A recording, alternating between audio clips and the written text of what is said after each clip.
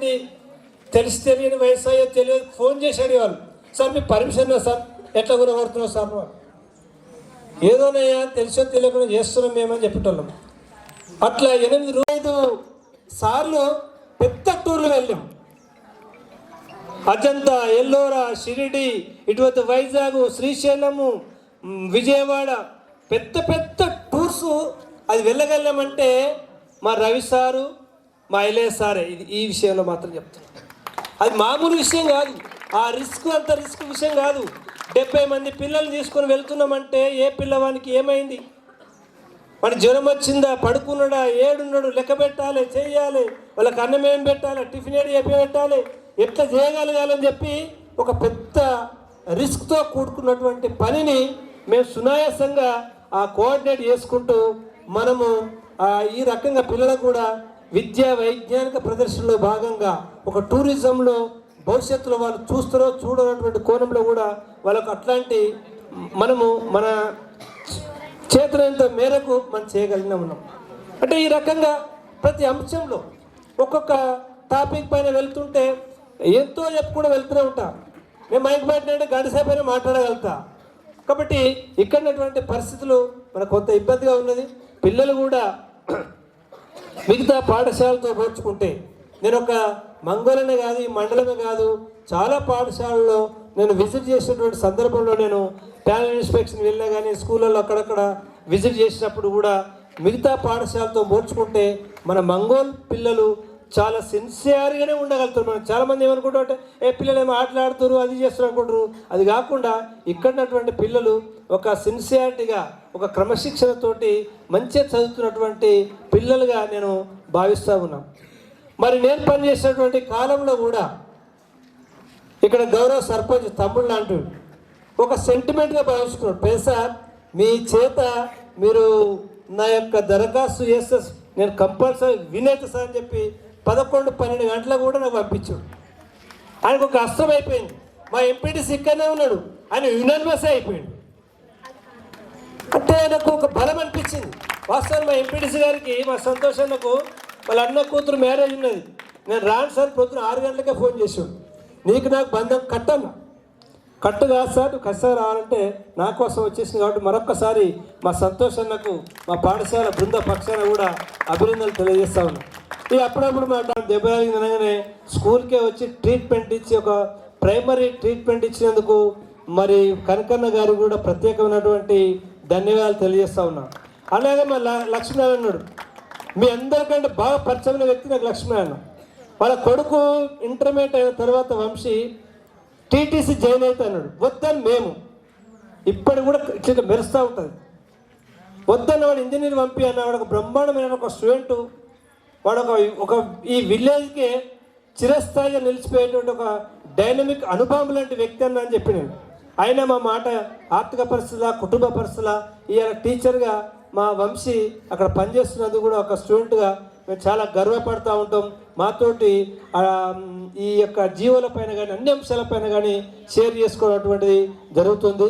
మరి అలాగే ఉప సర్పంచ్ అయినటువంటి పీరియడ్లో కూడా మా శ్రీనివాస్ గారు వాస్తవానికి నేను ట్రాన్స్ఫర్ అయిపోయిన మరుసటి రోజు 3వ రోజుకి 4వ రోజుకే ఫోన్ చేసాడు. ఏం సార్ నా మాట ఇచ్చినావు, నా పాపని ఇక్కడ ఉంటే నువ్వు మళ్ళీ 6th క్లాస్ నుంచి ప్రైవేట్ స్కూల్ వేయకుండా నీ గురించి ఇక్కడ వేసిన నువ్వు నాకు ఇబ్బంది కలిగించినావు అని చెప్పాడు. ఎటువంటి ఇబ్బంది జరగదు సీనన్న, పాప వర్షిత షీ గెట్ 10/10 జీపీ అని చెప్పి కూడా ఆ దిశగా చెప్పిన పిల్లలు కూడా మంచిగా ఇప్పుడు చదువుతున్నటువంటి 10th క్లాస్ పిల్లలు కూడా బాగా చదువుతున్నటువంటి విషయాన్ని కూడా ఇక్కడ గుర్తు చేస్తూ ఉన్నాం. ఇక అన్ని అంశాలపై షేర్ చేసుకుంటూ వెళ్తూ ఉంటే టైం కాలాతీతమైనది. ఇంత సమయం మీరందరూ మా కోసం బాగా కృషి చేసి అన్ని రకాలుగా మాకు ఈ కార్యక్రమంలో పాల్పంచుకున్నందుకు ప్రతి ఒక్కరికి ధన్యవాదాలు తెలియజేసుకుంటూ, మరి ముఖ్యంగా వీళ్ళందరూ ఒక్కొక్క నా చెప్పారు కాబట్టి చెప్పబోతే మళ్ళీ మా నర్సన్ లాంటి వాళ్ళు మా ధన్గర్ సార్ లాంటి వాళ్ళు అదనుకుంటారు. కాబట్టి మేము ఉన్నటువంటి 8 మందిని ఆ భోజనం సమయంలో కొన్ని గుర్తుకొస్తూ ఉంటుంటాయి. భోజన సమయంలో మిత్రపక్షం ఒకరు, ప్రతిపక్షం ఒకరు, అధికార పక్షం ఒకరు. ఒక టాపిక్ మొదలు పెడుతుంటుంది. అది సైన్స్ టాపికా, పొలిటికల్ టాపికా, తెలుగా, వ్యాసమా, అప్పుడప్పుడు ఇంకా సినీ ఫీల్డా, ప్రతి అంశం పైన ఎవరికి అనుభవం ఉంటే ఆ భోజనం చేసే టైంలోనే మేము అక్కడ దాని పైన చర్చించుకుంటున్నాం. ప్రతి అంశం పైన. ఒకసారి మన ఎవరు ఇందిరమ్మ కొడుకు యాక్సిడెంట్ అయితే అది బాగా లైఫ్లో గుర్తుంటుంది. ఒక్క మాట చెప్పగానే ఇమ్మీడియట్లీ 10-15 నిమిషాల్లో హైదరాబాద్ హాస్పిటల్ వెళ్ళాం. 5-10 ఇవ్వగలమచ్చు. ఆ రెండో మాట, ఆ కమిట్మెంట్, మన ఓల్డ్ స్టూడెంట్ అవుతుంది, నా స్టూడెంట్ అవుతుంది, నా పిల్లలు అవుతుంది, ఒక భావన మా ఉపాధ్యాయ బృందము అట్లా షేర్ చేసుకోవడం కూడా భవిష్యత్తులో అట్లాంటి టీం నాకు ఉపాధ్యాయ బృందం ఉంటారా ఉండరా అది భగవంతుడు తెలుసు. కానీ ఆ రకంగా మేము ఉపాధ్యాయ బృందం బాగా పనిచేసినాం.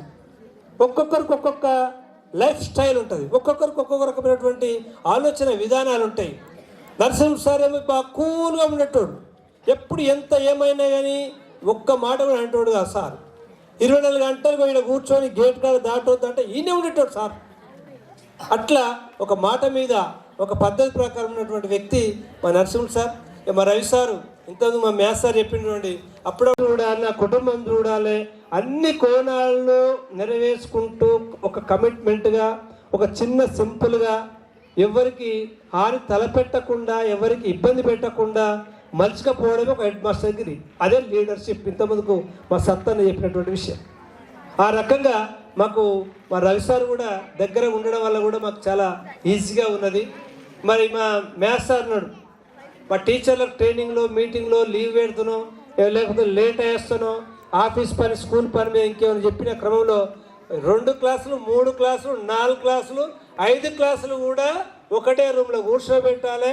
మ్యాథ్స్ ఆ ప్రిన్సిపల్ A+B² ఏంటిదిరా, A² అంటే ఏంటిదిరా అని చెప్పి వల్ల వేసి టేబుల్స్ కానీ ప్రిన్సిపల్స్ కానీ బాగా సారు ఉన్నప్పుడు క్లాసు చెప్పేటువంటి రకంగా బాగా పిల్లలతోటి మమేకమైనటువంటి వ్యక్తి మా మ్యాథ్స్ సార్. ఇక ఇంకొకసారి మా హిందీ సార్ చెప్పాలనుకుంటే ఆయన ఆల్రౌండ్ ప్రతిభ చేసినటువంటి వ్యక్తి. ఎప్పుడైనా ఏదైనా తమ్ముడు నడు ఆడి వెళ్ళాల్సిందే అంటే కారు తీయాల్సిందే, మనం వెళ్ళాల్సిందే.